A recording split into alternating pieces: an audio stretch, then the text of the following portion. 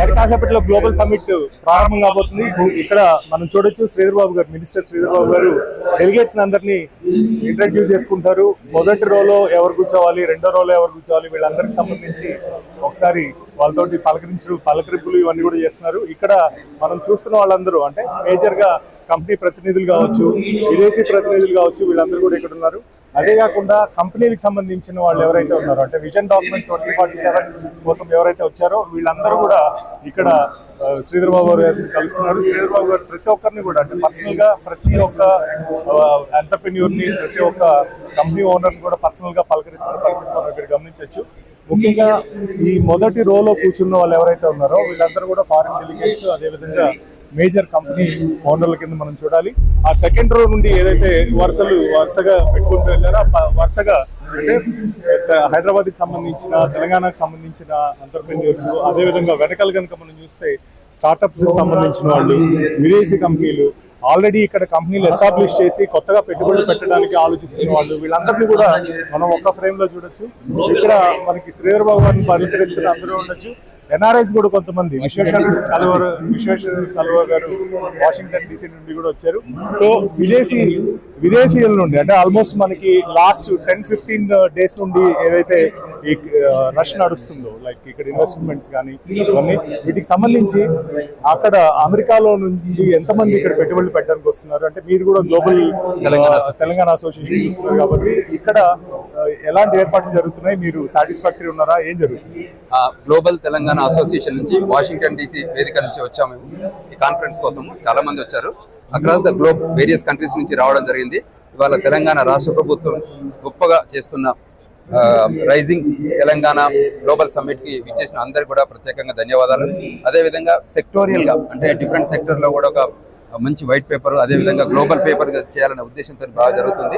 So అదేవిధంగా ఏదైతే future అంటే 2047లో తెలంగాణ ఏ రకంగా ఉండబోతుంది, 3 ట్రిలియన్ ఎకానమీకి ఎలా వెళ్ళబోతుంది అన్న దానిపైన మన ముఖ్యమంత్రి వర్యులు రేవంత్ రెడ్డి గారి ఆధ్వర్యంలో ఏదైతే ఒక నిర్ణయాత్మకమైన నిర్ణయం తీసుకున్నారో, అదేవిధంగా ఈ ఏదైతే ఈ future city, especially future city 4th city which is the Bharat city, ఏదైతే మనకు సికింద్రాబాద్, హైదరాబాద్, అదేవిధంగా సైబరాబాద్తో ఇది 4th గా ఫ్యూచర్ సిటీ ఎలా ఉండబోతుందో అది గొప్పగా ఉండాలి. అదేవిధంగా గ్రోత్ కారిడార్ ఏదైతే ఇది గ్రోత్ కారిడార్ ఉండాలనుకుంటుంది కాబట్టి ఈ లైన్ లో కూడా చేస్తుంది. అదేవిధంగా అమెరికా సంయుక్త రాష్ట్రాల నుంచి కానివ్వండి, విదేశాల నుంచి నేను గల్ఫ్ లో కూడా కొంతమంది మీట్ అయ్యాం.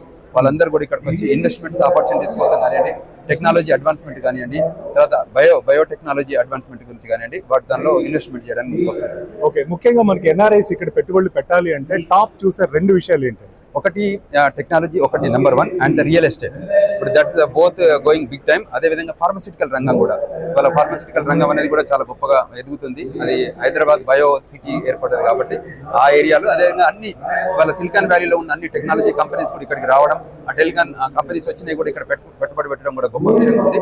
ప్రతి కంపెనీకి కూడా ఇక్కడ మెసేజ్ ఉండడం కూడా. తర్వాత ఎన్ఆర్ఐస్ మేజర్ గా ఈ 3 ఏరియాలలో ఎక్కువ పెట్టడానికి ఇష్టపడుతున్నారు. ఎందుకంటే ఇవాళ బిగ్ సిటీస్ ఇండియాలో చూస్తుంటే Hyderabad has more real estate opportunities ఉన్నాయి కాబట్టి, సో అందువల్ల రియల్ ఎస్టేట్ లో కూడా మనం చాలా మంది ముందుకు వచ్చి ఇన్వెస్ట్ చేస్తున్నారు. మనతో పాటు ఇంకొక ఇన్వెస్టర్ రామ్ ఉన్నారు. రామ్ గారు కూడా మాట్లాడతారు. రామ్ గారు, 1 వీక్ బ్యాక్ చెప్పారు, టుడే మార్నింగ్ నేను విశ్వేశ్వర రెడ్డి గారు, దీపక్ రెడ్డి గారు వచ్చామన్నమాట యూఎస్ నుంచి.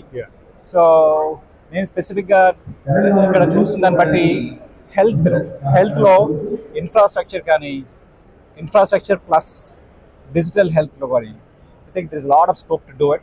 Government is showing a lot of interest. I think it's a great place. It's fantastic arrangements. So overall గా ఎన్ఆర్ఐస్ కి సంబంధించి ఇక్కడ పెట్టుబడులు పెట్టడానికి కూడా చాలా అనువుగా ఉన్నాయి. అదేవిధంగా అన్ని ఖండాంతరాలు దాటి అమెరికా నుండి కూడా ఇక్కడికి వచ్చి ఇక్కడ జరిగే ఈ సమ్మిట్ లో పాల్గొనడానికి మేము వచ్చామని చెప్తున్నారు. మరోవైపు మనతో పాటు చాలా మంది ఎంటర్ప్రెన్యూర్స్ కావచ్చు, వీళ్ళందరూ ఇక్కడ ఆసీన్లో ఉన్నారు. ప్రతి ఒక్కరిని కూడా అంటే రైట్ ఫ్రమ్ GMR కంపెనీ దగ్గర నుండి ప్రతి ఒక్కరిని కూడా సుధీర్ బాబు గారు అక్కడ అందరినీ ఇంటర్వ్యూ చేసుకుంటున్న పరిస్థితి. అదేవిధంగా మనకి ఇక్కడ తెలంగాణకు సంబంధించిన entrepreneur, as an young entrepreneur, what you are expecting from this summit?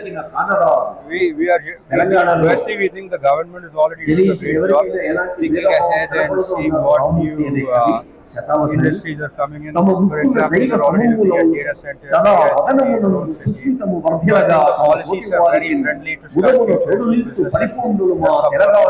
Futuristic economies. Many of the governments will focus on few very things like like IT sector or real estate or whatever it may be, infrastructure. Whereas Telangana is trying to do it in a 360 degrees, like right from pharma sector to other all priority sectors, including agriculture. They are trying to do a lot of things.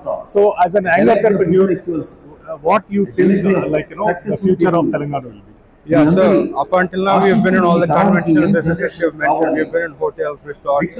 We do large scale agriculture here and in Malaysia.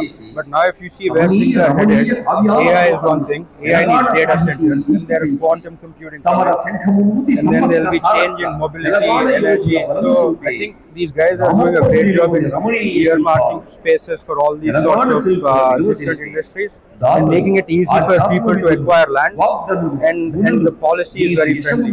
Major గా మనకి young entrepreneurs ఇలా ప్రతి ఒక్కరు అంటే చిన్న age నుండి పెద్ద age వరకు ఉన్న వాళ్ళందరూ కూడా ఈ సమ్మిట్ లో పాల్గొంటున్నారు. ముఖ్యంగా ఇక్కడ నుండి ప్రతి ఒక్కరు ఏదో ఒకటి ఎక్స్పెక్ట్ చేస్తారు. అంటే చిన్న ఏజ్ లో ఉన్న వాళ్ళు కొత్తగా ఫ్యూచర్ లో ఎలాంటి పెట్టుబడులు పెట్టచ్చు, ఆల్రెడీ సెకండ్ జనరేషన్ ఎంటర్‌ప్రెన్యూర్స్ ఎవరైతే ఉన్నారో వాళ్ళు కొత్తగా ఎలాంటి పెట్టుబడులు పెట్టడానికి అవకాశాలు ఉంటాయి, వీటన్నిటి మీద కూడా మనం చూస్తున్నారు. మనం రెండో వరుసలో ఉన్న గెస్ట్లను ఒకసారి చూద్దాం. రెండో వరుసలో మనతో పాటు సివి ఆనంద్ గారు ఉన్నారు, ఆసిమ్ లై గారు. సో ఆల్మోస్ట్ అంటే ఈ సెకండ్ లేయర్ లో కూడా అందరూ ఎంటర్‌ప్రెన్యూర్స్ అందరూ కూడా ఇక్కడ ఉండడం మనం గమనించవచ్చు. ఓవరాల్ గా తెలంగాణకు సంబంధించిన సమ్మిట్ అంటే చాలా గ్యాప్ తర్వాత జరుగుతున్న ఇన్వెస్ట్మెంట్ సమ్మిట్ లో పాల్గొనడానికి మాత్రం చాలా వరకు మనకి ఇక్కడ పార్టిసిపేట్ చేయడానికి చాలా మంది ఎంటర్‌ప్రెన్యూర్స్ వచ్చినట్టుగా మనకి చాలా క్లియర్ కనిపిస్తుంది.